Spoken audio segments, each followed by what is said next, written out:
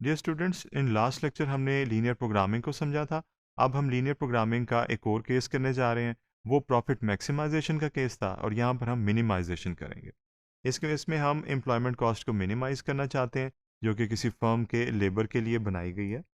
और इसमें हम न्यूमेरिकल एग्जांपल से स्टार्ट करते हैं और हम उस नॉलेज को यूज़ करेंगे जो कि लास्ट लेक्चर में हमने बिल्ड की। सिचुएशन ये है कि एक इंश्योरेंस कंपनी है और उसमें पार्ट टाइम और फुल टाइम एम्प्लॉय रखे गए हैं और वो 40 और 20 घंटे काम करते हैं। जो फुल टाइम एम्प्लॉय हैं वो 40 घंटे और जो पार्ट टाइम है वो 20 घंटे काम करते हैं। फुल टाइम स्टाफ जो है उसको जो पर वीक पैसे दिए जाते हैं वो इतने हैं, और जो पार्ट टाइम काम करते हैं उन्हें ज़ाहिर बात है कम पैसे दिए जाते हैं। और पॉलिसी ये है कि जो पार्ट टाइम है वो एक तिहाई हों जो फुल टाइम वर्कर हैं उनके मुकाबले में। तो ये सारी बातें अब हम इकट्ठी करेंगे इन द इंफॉर्मेशन। और उससे पहले एक और पीस ऑफ इंफॉर्मेशन हमें नज़र आ रहा है और वो ये है कि number of hours per week required जो हैं वो हैं 900, यानी कि मैक्सिमम वर्क आवर्स जो हैं वो 900 होंगे। सो वीकली एम्प्लॉयमेंट कॉस्ट जो है वो बेस करेगी फुल टाइम पे भी और पार्ट टाइम एम्प्लॉय पे भी, क्योंकि दोनों वर्क कर रहे हैं। तो एक्स से शो किया फुल टाइम एम्प्लॉयमेंट को और वाई को शो की वाई यूज़ किया पार्ट टाइम एम्प्लॉयज़ के लिए। उसके बाद अब हम गिवन इन्फॉर्मेशन को फाइनली मैथमेटाइज करें। कॉस्ट फंक्शन है जो कि बन रहा है और इसे हम मिनिमाइज करना चाहते हैं। और $800 जो है वो दिए जाते हैं फुल टाइम वर्कर को। अगर वो एक्स तादाद हो उनकी, तो हमारे पास ये आ जाएगी cost of employing full time workers. इस तरीके से cost of employing part time workers हमारे पास 320 होगी। इन दोनों की कॉस्ट को जमा करने से हमारे पास total cost of employing full time and part time workers आ जाएगी, जिसे हम ओवरऑल मिनिमाइज करना चाहते हैं। पहला कंस्ट्रेंट बनाएंगे जो कि टोटल आवर वर्क पे बेस करता है, और वो है कि 70 आवर्स एटलीस्ट जो है वो वर्क होना चाहिए फैक्ट्री में।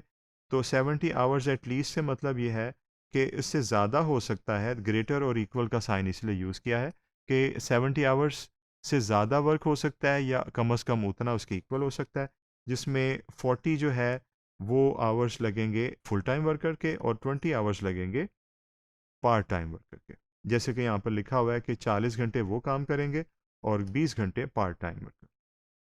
फिर दूसरा कंस्ट्रेंट जो है वो प्रोपोर्शन है कि जो फुल टाइम वर्कर हैं उनका तीसरा हिस्सा होंगे जो कि पार्ट टाइम वर्कर हैं। उससे ज़्यादा नहीं हो सकते, उससे कम हो सकते हैं, इसलिए लेस और इक्वल का सिंबल यूज़ किया गया।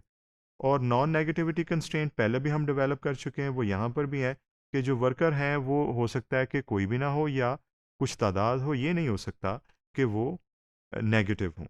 इसी तरीके से जैसे हमने पहले किया था, हमने ऑब्जेक्टिव फंक्शन को टैबुलेट किया और कंस्ट्रेंट्स को टैबुलेट किया। और अब हम इन इक्वालिटीज़ को इक्वालिटी में कन्वर्ट कर देंगे, जो कि ग्राफ के फॉर्म में बनाना आसान है। यहाँ पर आपने देखा ये इन इक्वालिटीज़ अब इक्वालिटीज़ में कन्वर्ट हो गई, जो कि पहले और दूसरे कंस्ट्रेंट की थी। पहले केस में ग्रेटर देन का साइन है, इक्वल का साइन है, जिसका मतलब है कि अबव द कर्व होगा। यहाँ पे लेस देन इक्वल का साइन है, जिसका मतलब है कि बिलो द कर्व होगा या इक्वल होगा। उसके बाद एक्स इंटरसेप्ट और वाई इंटरसेप्ट आप पहले भी कैलकुलेट कर चुके हैं, ये तो एक बेसिक ज्योमेट्री की चीज़ है, लेकिन यहाँ पर आप अभी प्रॉफिट मैक्सिमाइजेशन के केस में भी कर चुके हैं। इसके बाद y is equal to 1/3x बन जाएगा, जो कि आपको पता है एक लीनियर इक्वेशन है जिसमें स्लोप m की वैल्यू 1/3 है। तो यहाँ पर हम पॉजिटिवली स्लोप लीनियर फंक्शन की मुख्तलिफ पॉइंट्स बना लेंगे इंटरसेप्ट्स को यूज़ करके। अगर हम एक की वैल्यू ज़ीरो लगाएं तो दूसरे की वैल्यू भी ज़ीरो आएगी। अगर एक की वैल्यू वन लगाएं तो दूसरे की 1/3 आएगी। इस तरह हमने x की मुख्तलिफ वैल्यूज़ जो हैं वो एक्सपेरिमेंट की हैं और उससे हमारे पास ये कोऑर्डिनेट्स बन गए हैं। आप ये वैल्यूज़ लगाकर चेक कर सकते हैं। ये है फर्स्ट क्वाड्रेंट में प्लेसमेंट, जो कि नॉन नेगेटिविटी कंस्ट्रेंट्स की वजह से, जो कि हम पिछले लेक्चर में भी कर चुके हैं।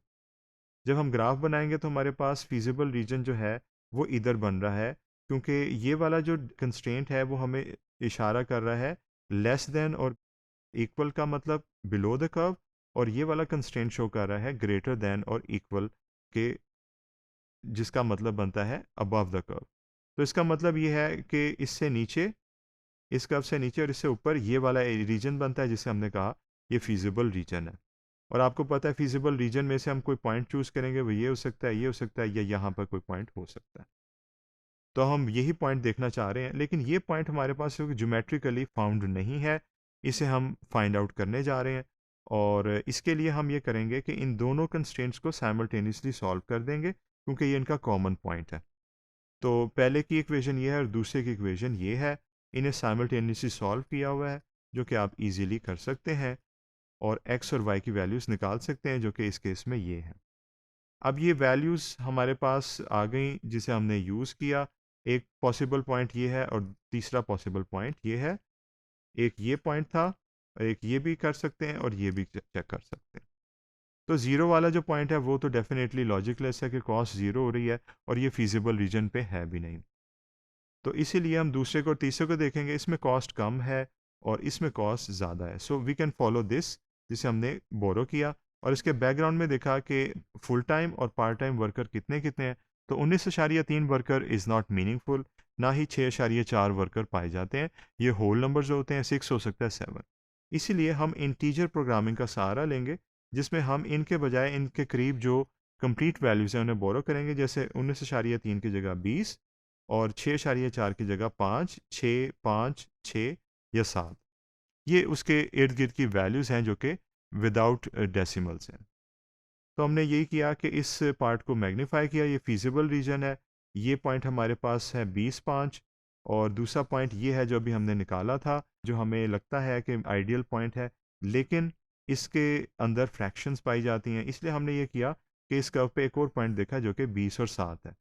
और इसके अलावा ये पॉइंट्स भी पाए जाते हैं। हमने इन सारों को एक्सपेरिमेंट किया, 20 और 5 लगाया हम अपने कॉस्ट फंक्शन में, और 20 और 6 और 20 और 5, 21 के साथ भी हमने एक्सपेरिमेंट किया।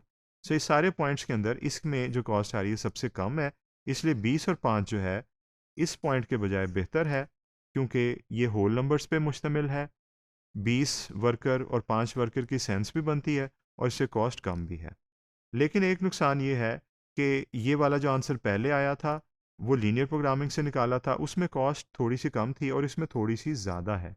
लेकिन चूंकि ये लॉजिकल है, इसलिए हम इसको रिजेक्ट करेंगे और जो इंटीजर प्रोग्रामिंग से हमने किया है उसको हम सेलेक्ट करेंगे, जिसमें कॉस्ट थोड़ी सी ज़्यादा है, लेकिन at least it is being minimised in a realistic way. Thank you.